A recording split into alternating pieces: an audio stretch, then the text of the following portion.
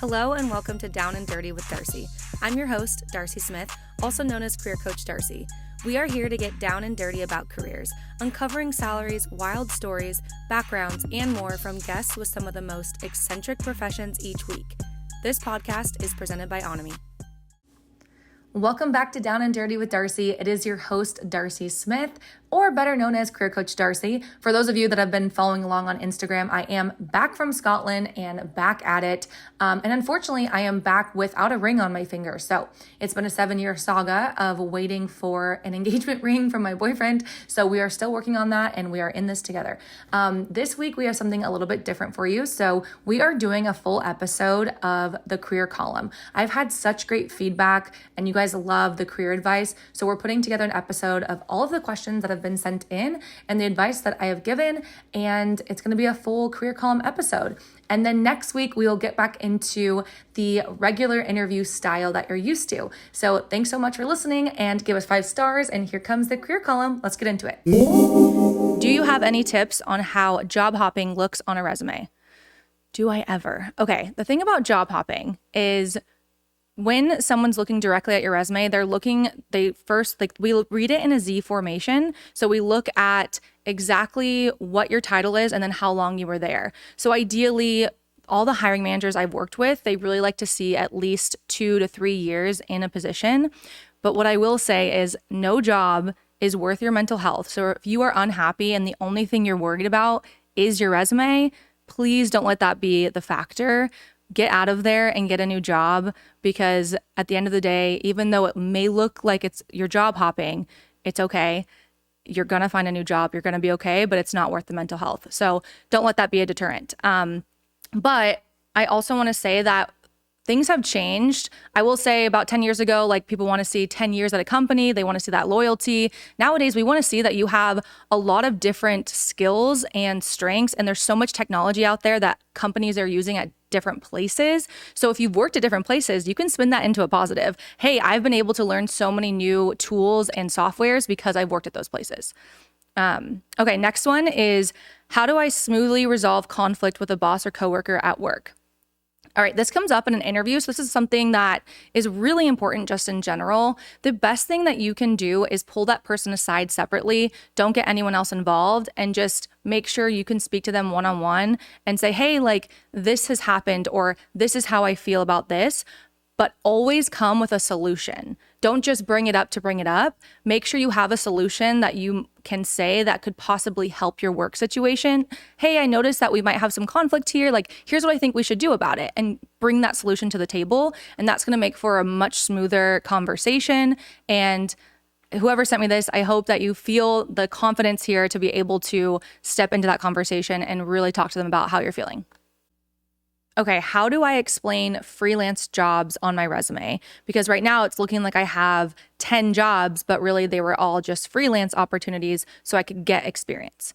This is such a great question. And when I review people's resumes and rewrite them, we actually have to go over this because we don't want it looking like you have 10 different jobs all W-2'd. We want them to show like they are freelance or like contracted work. So what you're going to do is actually like put a heading that says freelance work or contract work, and then put the company names and what you did. But the total amount of time and like the dates that you were actually working those jobs can be looked at across the entire time of all those 10 jobs. Is it a wise choice to change jobs in this current market?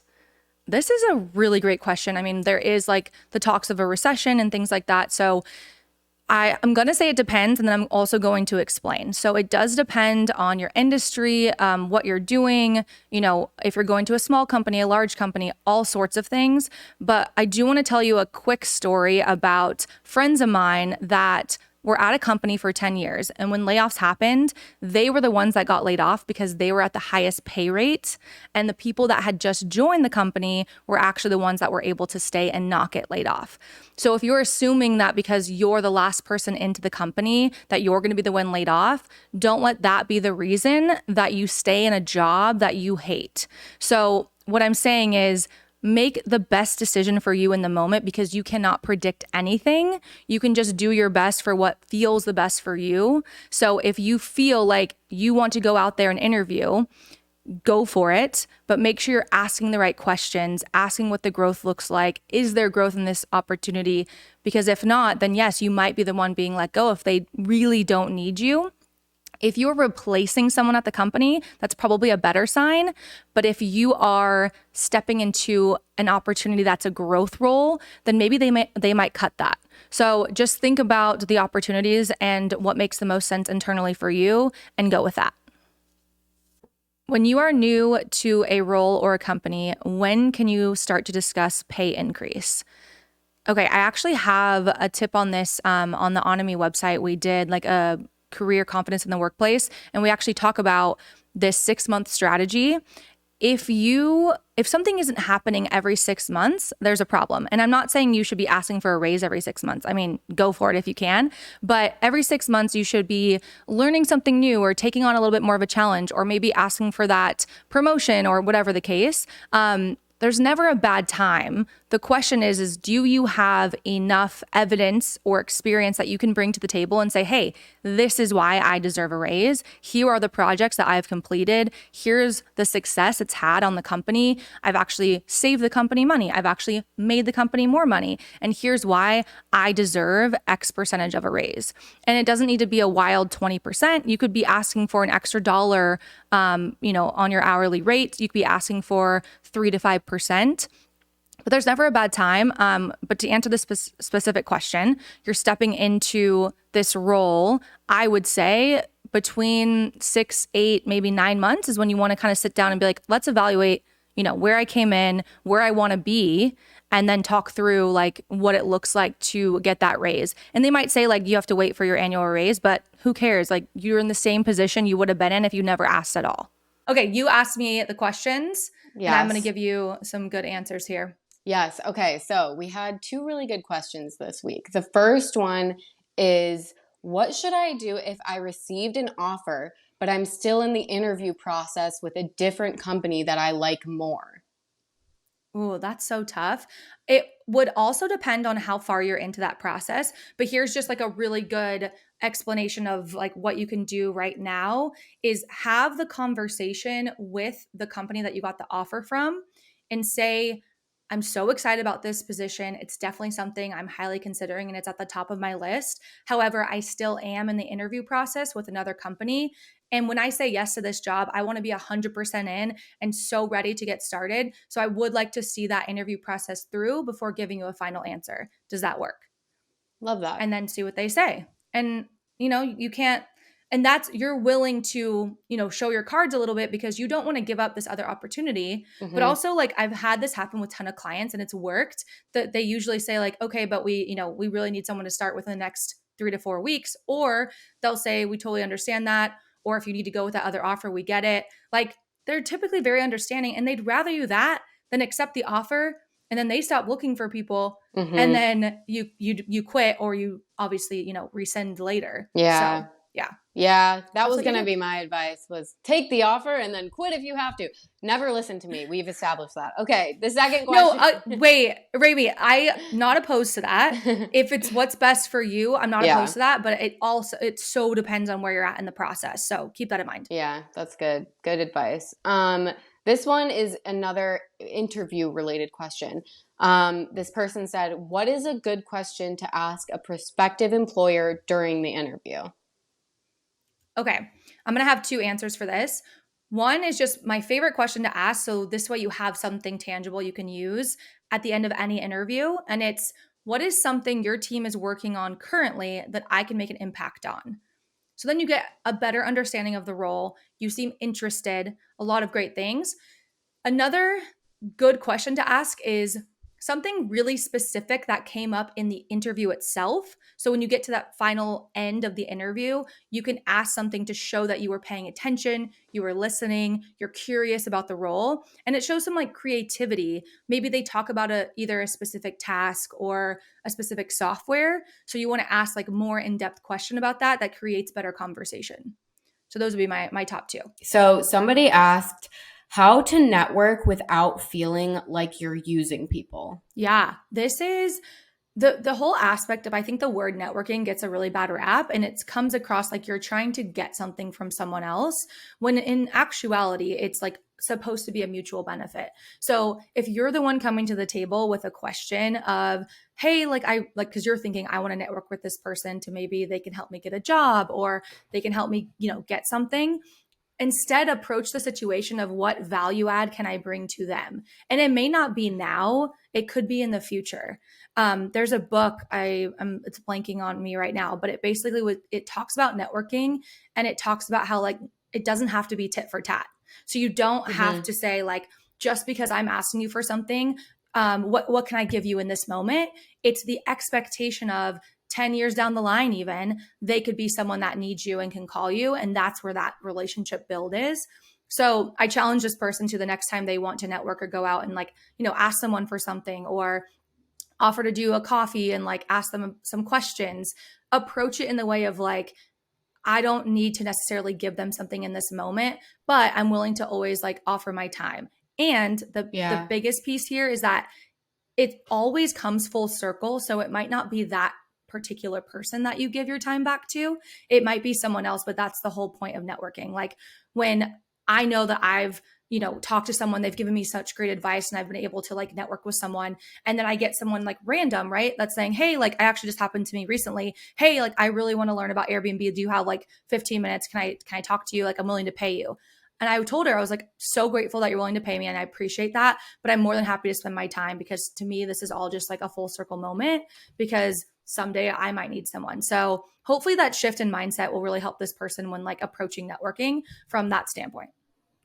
I love that so much. It makes it feel way less icky if you can just also like know your value and know that you will be giving back that value in some way in the future. Right. I think it also makes it easier. Yeah.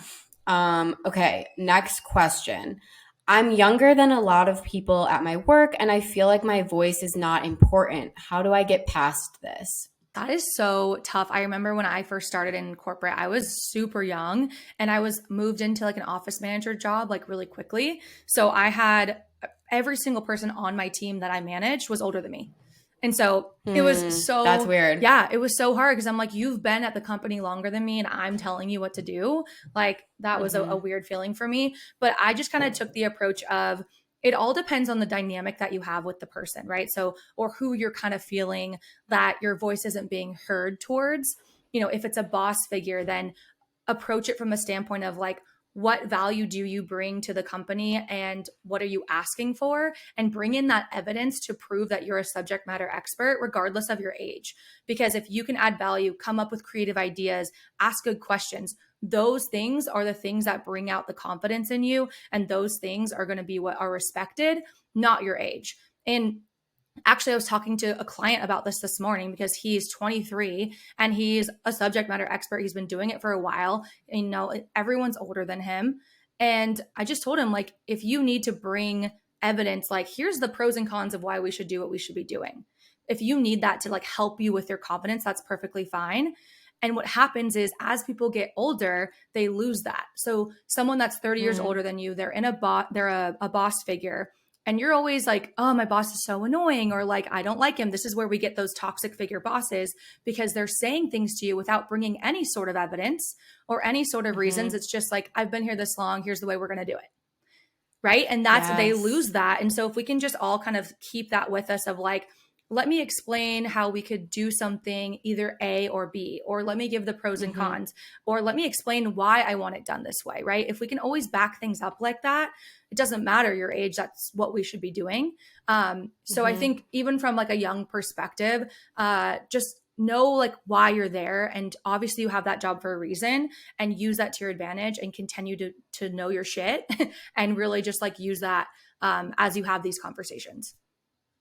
That I've never heard it put that way before. Wow. I love when you teach me something. Like I love when I learn something new also. That's such a great way. And I'm going to make sure that I do that, because like I'm not that young, but like I do want to make sure that when I say something or have something to offer, that it is backed up and like people can trust what's coming from me. Like no matter. Love it. Love it. Great tip. I want to stay on this for a second, because I think a lot of people listening might be in this boat.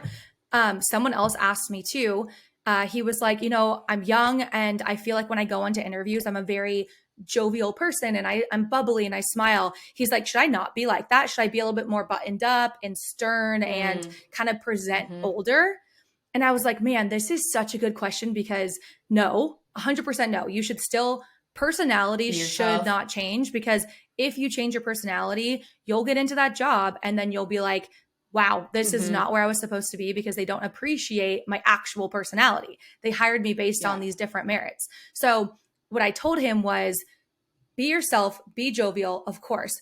But the difference is I can tell when someone's green or young, if you want to put it that way, because they have this like bright-eyed, bushy-tailed, like, I'll do whatever, or they don't give me facts. They just say, I'm a hard worker. I'll do whatever. I'm going to try really hard and I'll go home late. And they say things like that. And instead, I would still love that energy, but I would like for you to give me hard facts as to what you can contribute, what tools you've worked with. That's where that professionalism comes in, not by changing your demeanor. So I just wanted to say that. Ooh, I love that. I so relate to that too. I feel like I can be bubbly and, I can seem like that, but yeah, and it comes off like young or whatnot, which is ridiculous. It comes off like not professional, or, she doesn't know a lot, but again, having the facts to back it up. Yeah. Yep. Love it. Spitting facts today, Darci. Okay, this one kind of similarly. This is the last question. Okay. Someone said, I get really anxious before interviews. Any tips on how to look more confident? Okay. Yeah, it's going to go back to those examples, but I also have in terms of confidence, there's little tiny tricks that can help you. And the first one is using your hands. So if you've heard a lot about body language when you're in an interview or when you're there, you want to be like, and you can see me doing it right now. I just naturally. I know. I do. I talk with my hands like crazy. Yeah. People get mad at me on the internet. Yeah, I know. They're like, can you put your hands down? I'm like, no, because you're watching and engaging. Thank you. But yeah, I mean, if you do, so Toastmasters is like a program that helps you with public speaking. One of their biggest tips is like open palms. So you're supposed to open your palms and talk to the audience and get them engaged in the conversation. So when you're in an interview and you're explaining something, it's easier to follow when you're kind of explaining it with your hands. And it does bring a lot of energy out of you when you have the hands and the body language behind it. So that's number one. Number two is you should be practicing transition sentences. So what I mean by that is words like, I took the initiative to, or I was able to do that with my team because, and these things that are the explanations of what you're doing and how you're doing it successfully, those transition phrases are really going to help you. So when you're practicing and prepping, I know you can prep over and over and over and you're still going to get those nerves, but those in between lulls are what make it a little bit awkward and anxious. And so if you don't have those, that can also help you. Because I'm assuming everyone here has obviously heard prep and do your research before. Those things are going to help, of course, but I want to give you some smaller tidbits of things that can just help in general when it comes to that anxious feeling. And I also will say, if you're someone that really, really is nervous, I've had a ton of hiring managers tell me I'd rather them just lay their cards out on the table and just tell me that they're a little bit nervous. I haven't interviewed in a while, so just want to kind of throw it out there. I have a little bit of nerves right now. They're like, I appreciate that so much more because it's just the human in them rather than me sitting there feeling uncomfortable because I'm getting their anxiety. So if that's you, that energy transfer, you might want to just kind of lay it out there and just, even if you have been interviewing, just lie and say oh, it's been a while since my last interview, feeling a little bit nervous, but I'm so excited for this, and kind of transfer that energy into more excitement energy than anxious energy. Yeah. Oh my, it reminds me of one time I was on a first date and I was so nervous for some reason. And dates are kind of similar to interviews in a way. They shouldn't be, but they kind of are. And I remember being so nervous and I was like, you know what, fuck it. I'm just going to say I'm nervous. Yeah. And I was like, I'm sorry, I'm just so nervous right now. And he was like, I'm really glad you said that because so am I. And now I feel relieved. And then it went so much better after that. It was so smooth cute. After that. So I love that. Are you guys dating now or no? No. But that was fine. That was in my, having fun era. Oh, get into that later. What advice do you have for someone trying to career switch and do something outside of your background and education? First of all, this is a very normal thing. So I just want everyone to know pivoting and switching careers is totally normal, and there's never a bad time. It's just when the right time is for you. So if you choose to work in something other than what you were educated in or what you have been working in, it's totally normal and you can do it. The main thing is getting the interview. So getting to the point of actually getting the interview, because your resume is not going to look like the perfect resume. So how we do that is by tailoring the resume, specifically going to the job description and looking at, it's probably going to be the soft skills that you can actually make transferable from your skills as whatever profession you were. And then specifically talk about your success in using those soft skills. So whether that's communication, whether that's using a specific software, being able to train and understand the software, that is the soft skill, being able to work within a team, being able to lead a team. All of these things are transferable. It's just a matter of being able to put them down on paper to show them that you can do the job that they're looking for. My other piece of advice is going to be to network your ass off because the best way into a company where you're switching industries is by knowing someone. So I would just connect with recruiters. You're going to run into some bad ones. It's going to happen, but connect with recruiters, connect with people at companies that you're interested in, and just start having conversations. And what's the worst thing that's going to happen? You're going to reach out and say, hey, like, do you have 10 minutes of your time? I would love to learn about what you do. And they don't respond or they don't say yes. I mean, you're in the same position you're in now. So you might as well just go for it and see what happens and start making those connections right now. Let's see. We got another one here. I only have one yearly performance evaluation. Should I try and do regular check-ins? And how would I bring that up? Great question. Yes, 100% yes. One time a year is all that you're having to sit down and talk about everything that's gone on. That's difficult. I mean, my advice is you should every single month be putting down your success on your own on your own time. Like have a Google Doc and just put it there.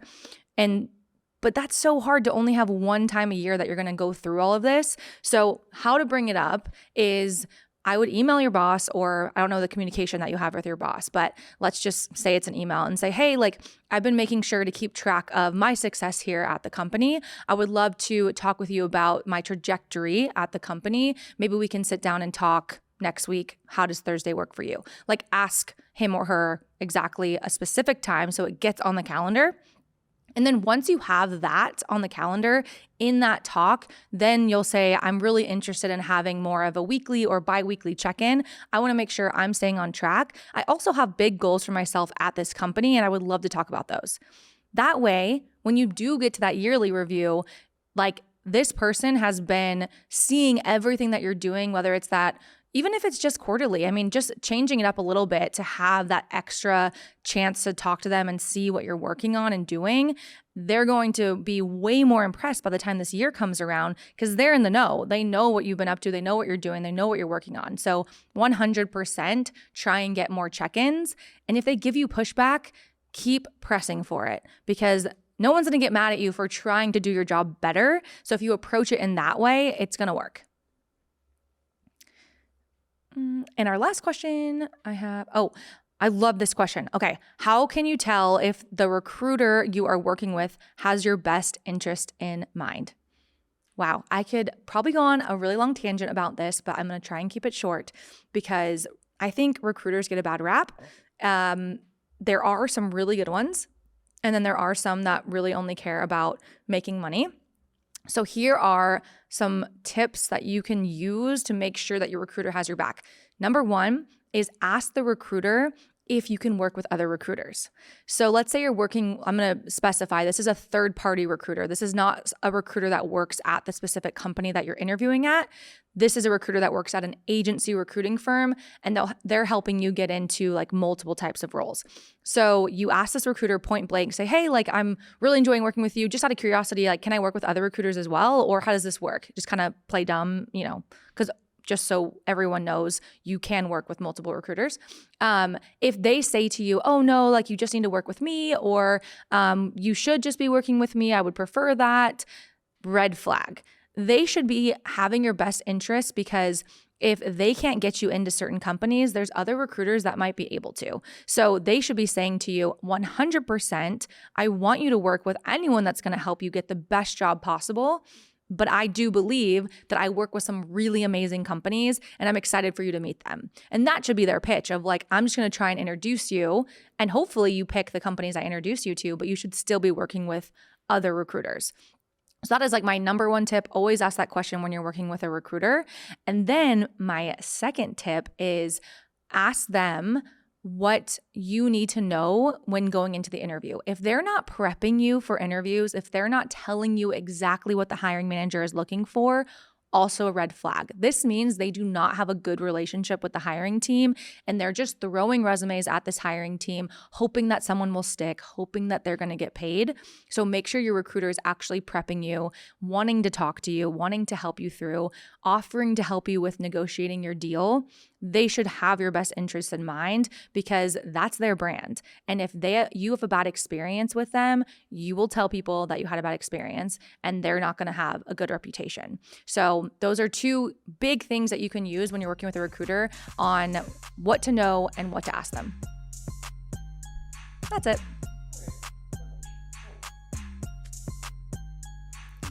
Thanks for listening to that Onomy podcast. Onomy is a creator-led educational platform that teaches you the things you wished you learned in school so you can thrive in adulthood.